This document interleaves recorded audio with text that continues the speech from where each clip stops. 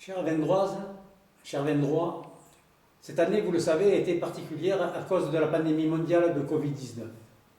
Les rassemblements étant interdits, j'ai tout de même tenu à vous adresser mes vœux pour la nouvelle année de manière numérique. Vous connaissez mon attachement au vivre ensemble, au lien social qui nous unit. Je suis plus à l'aise à discuter avec vous en face à face plutôt qu'à lire un discours devant une caméra. Pourtant, il me semble important de faire un rapide bilan de l'année écoulée et de partager avec vous les objectifs que mon équipe et moi-même nous nous sommes fixés pour 2021. Tout d'abord, je voudrais remercier les Vendroises et les Vendrois qui ont soutenu mon projet et ont porté mon équipe lors des élections municipales de mars dernier. Bien entendu, j'associe l'ensemble de notre population à cette réussite. Depuis mars, les élus du groupe majoritaire n'ont eu de cesse de travailler pour vous tous, loin des clivages et toujours dans la recherche de l'intérêt général. Évidemment, je souhaite tout particulièrement rendre hommage à Michel Royot, notre compagnon de route décédé en novembre dernier.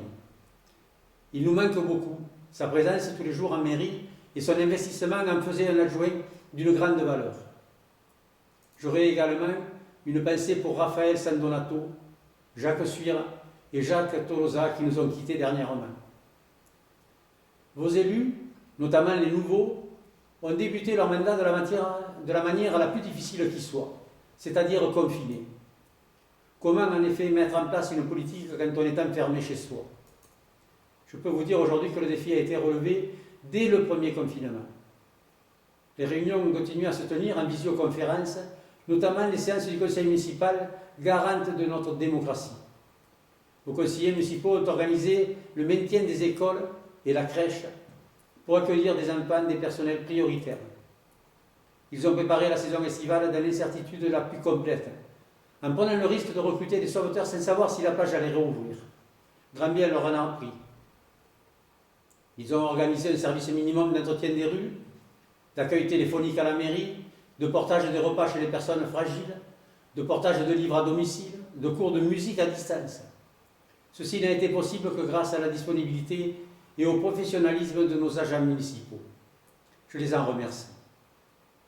L'occasion m'est donnée aussi de saluer tout particulièrement le personnel de la maison de retraite, en première ligne face au virus, et dont la solidarité et l'abnégation ont forcé et forcent encore à l'admiration.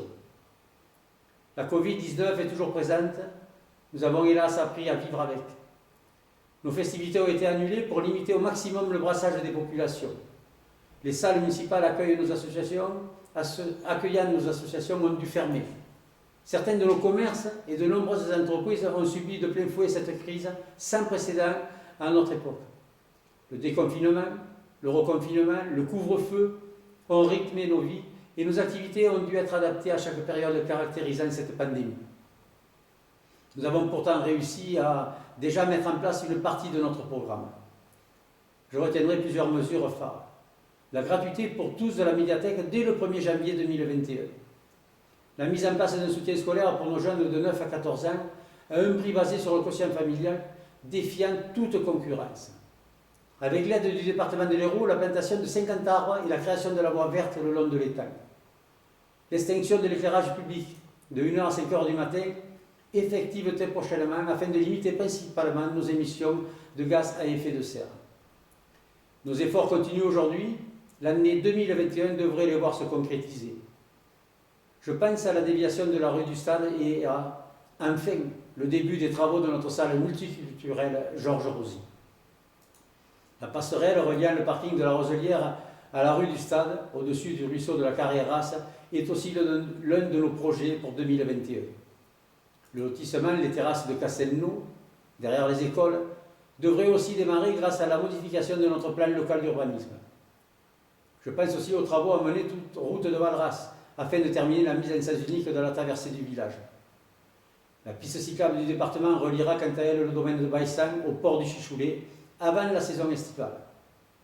Je pense enfin à d'autres actions, peut-être plus symboliques, qui seront toutes guidées par l'intérêt environnemental de notre territoire. Tout cela, je l'espère, sera possible malgré la situation sanitaire actuelle. Le premier semestre 2021 sera évidemment difficile, nous en sommes tous conscients. Mais mon équipe et moi-même continuerons à travailler pour le bien de tous. Je m'y engage. Toutes les informations municipales seront à votre disposition via l'infolettre, à laquelle il est toujours temps de s'abonner, via le bulletin municipal ou encore sur les réseaux sociaux. Vos élus et moi-même resterons disponibles pour vous recevoir en mairie, dans le respect des gestes barrières ou en visioconférence si vous le souhaitez. Nous disposons de tout le matériel nécessaire pour cela. En attendant, prenez soin de vous et de vos proches, et s'il vous plaît, continuez à respecter scrupuleusement la distanciation physique qui nous est imposée pour le bien de tous.